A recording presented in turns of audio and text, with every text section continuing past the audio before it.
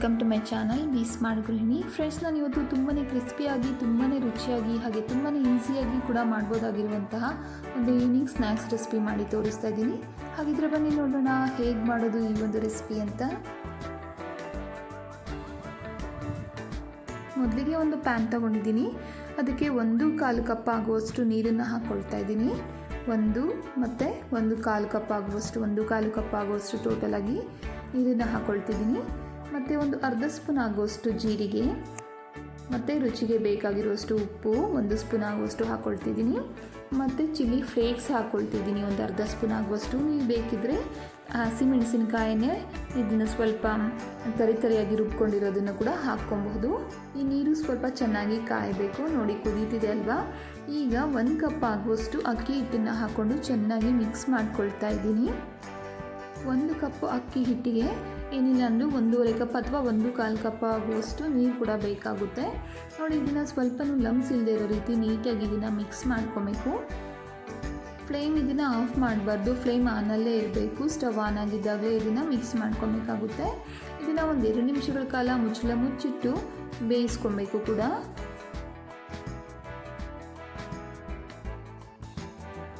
ನೋಡಿ, ಈಗ ಮಿಕ್ಸ್ ಮಾಡಿದ್ದೆಲ್ಲ ಆಗಿದೆ. ಒಂದು 2 ನಿಮಿಷಗಳ ಕಾಲ ಮುಚ್ಚಿಟ್ಟು ಬೇಯಿಸ್ಕೊಳ್ತಾ ಇದ್ದೀನಿ. ಈಗ ಆಗಿದೆ ಒಂದು 2 ನಿಮಿಷ. ಮತ್ತು ಇದನ್ನು ಚೆನ್ನಾಗಿ ಇನ್ನೊಂದು ಬಾರಿ ಮಿಕ್ಸ್ ಮಾಡಿಕೊಂಡು ಇದನ್ನು ಪೂರ್ತಿ ತಣ್ಣಗಾಗೋಕ್ಕೆ ಬಿಡಬೇಕಾಗುತ್ತೆ. ಪೂರ್ತಿ ತಣ್ಣಗಾದ ನಂತರ ಇದನ್ನು ಚೆನ್ನಾಗಿ ಚಪಾತಿ ಹಿಟ್ಟು ಹೇಗೆ ನಾದ್ಕೊಳ್ತೀವಲ್ವ ಅದೇ ರೀತಿ ನಾವು ಇದನ್ನು ಚೆನ್ನಾಗಿ ನಾದ್ಕೊಳ್ಬೇಕಾಗುತ್ತೆ. ನೋಡಿ, ಇದು ಚೆನ್ನಾಗಿ ನಾದ್ಕೊಂಡ್ರೆ ಇದು ಎಷ್ಟು ಚೆನ್ನಾಗಿ ನಾದ್ಕೊಳ್ತೀವೋ ಅಷ್ಟು ಚೆನ್ನಾಗಿ ಬರುತ್ತೆ. ಹಾಗಾಗಿ ಇದನ್ನು ಒಂದು 5 ನಿಮಿಷಗಳ ಕಾಲ ಚೆನ್ನಾಗಿ ನಾದ್ಕೊಬೇಕು. ಒಂದು ಸ್ವಲ್ಪ ಬೆಚ್ಚಗಿರುವಾಗಲೇ ಇದನ್ನು ನಾದ್ಕೊಬೇಕಾಗುತ್ತೆ. ಪೂರ್ತಿ ತಣ್ಣಗಾದ್ಮೇಲೆ ನೀವು ನಾದ್ಕೊಳ್ಳಿಕ್ಕೆ ಹೋದರೆ ಇದು ಸ್ವಲ್ಪ ಗಟ್ಟಿಯಾಗಿ ಬರುತ್ತೆ. ಹಾಗಾಗಿ ಒಂದು ಸ್ವಲ್ಪ ಬೆಚ್ಚಗಿರುತ್ತಲ್ವ, ಉಗುರು ಬೆಚ್ಚಗೆ ಅಂತ, ಆ ಒಂದು ಟೈಮಲ್ಲಿ ಇದನ್ನು ಚೆನ್ನಾಗಿ ನಾದ್ಕೊಬೇಕು. ಇದನ್ನು ಈಗಲೇ ಚಪಾತಿ ಹಿಟ್ಟಿನ ರೀತಿ ನಾವು ಇದನ್ನು ಲಟ್ಟಿಸ್ಕೊಬೇಕಾಗುತ್ತೆ. ನಾವು ಚಪಾತಿ ಹೇಗೆ ಲಟ್ಟಿಸ್ಕೊತೀವಲ್ವ ಅದೇ ರೀತಿಯಾಗಿ ಇದನ್ನು ಚಪಾತಿ ಎಷ್ಟು ತೆಳ್ಳಕ್ಕೆ ಲಟ್ಟಿಸ್ಕೊಳ್ತೀವೋ ಅಷ್ಟೇ ತೆಳ್ಳಕ್ಕೆ ನಾವು ಇದನ್ನು ಲಟ್ಟಿಸ್ಕೊಬೇಕಾಗುತ್ತೆ. ನೋಡಿ, ಈ ರೀತಿ ಪೂರ್ತಿಯಾಗಿ ಲಟ್ಟಿಸ್ಕೊಂಡಿದ್ದಾದಮೇಲೆ ನಿಮಗೆ ಯಾವ ಶೇಪ್ ಬೇಕೋ ಆ ಶೇಪಲ್ಲಿ ಇದನ್ನು ಕಟ್ ಮಾಡ್ಕೊಬಹುದು.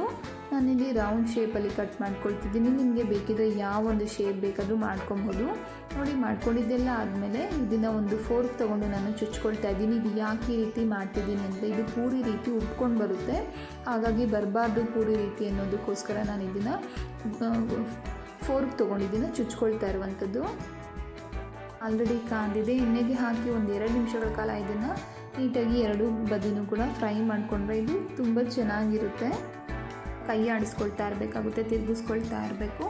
ನೋಡಿ, ಈ ರೀತಿ ಒಂದು 2 ನಿಮಿಷಗಳ ಕಾಲ ಬೆಂದರೆ ಸಾಕಾಗುತ್ತೆ. ಇದು ಆಗಾಗ ಕೈ ಬಿಡದೆ ನಾನು ಇದನ್ನು ತಿರುಗಿಸ್ಕೊಳ್ತಾ ಇದ್ದೀನಿ. ನೋಡಿ, ಈಗ ಆಗಿದೆ. ಈ ಒಂದು ಕಲರ್ ಬಂದರೆ ಸಾಕು. ಇದು ಬಿಸಿಯಾಗಿರುವಾಗಲೇ ಇದಕ್ಕೆ ಮಸಾಲೆಗಳನ್ನು ಬೇಕಿದ್ರೆ ನೀವು ಆ್ಯಡ್ ಮಾಡ್ಕೊಬೋದು.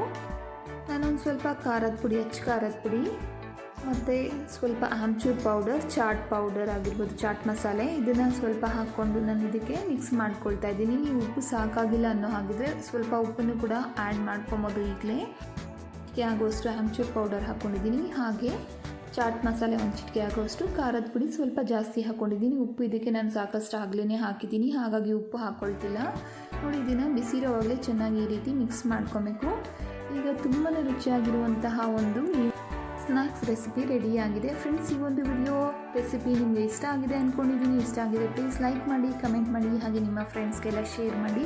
ಯಾರಾದರೂ ಹೊಸದಾಗಿ ನನ್ನ ಒಂದು ಚಾನಲಲ್ಲಿ ವೀಡಿಯೋಸನ್ನು ನೋಡ್ತಿದ್ರೆ ಇನ್ನೂ ಕೂಡ ಚಾನಲ್ನ ಸಬ್ಸ್ಕ್ರೈಬ್ ಮಾಡ್ಕೊಂಡಿಲ್ಲ ಅಂದರೆ ಅವರು ಪ್ಲೀಸ್ ಚಾನಲ್ನ ಸಬ್ಸ್ಕ್ರೈಬ್ ಮಾಡ್ಕೊಳ್ಳಿ. ಹಾಗೆ ಪಕ್ಕದಲ್ಲಿರೋ ಒಂದು ಬೆಲ್ ಐಕನ್ನ ಪ್ರೆಸ್ ಮಾಡಿ. Thank you so much for watching my video.